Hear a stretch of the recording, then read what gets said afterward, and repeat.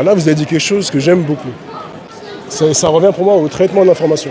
Vous avez employé les dires de ce policier qui dit terroriste roulant. Ça veut dire qu'il a déjà positionné un mot.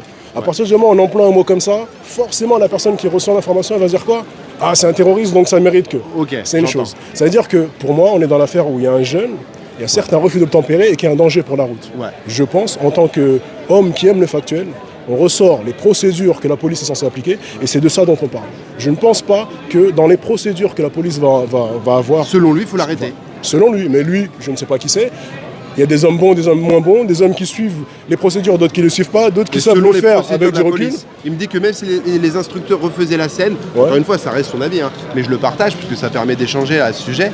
Selon lui, il estime que les procédures, même les instructeurs auraient tendance, selon lui, encore une fois, à refaire la scène de la même manière. On est sur des temps très courts, ça fait 15 minutes que les policiers en moto, qui n'ont pas tout le matériel de gens qui sont en voiture, le poursuivent, ils veulent l'arrêter, ils le braquent, sommation, arrête-toi, il s'arrête pas, il accélère, ça tire, ça va très vite, et finalement il y a décès.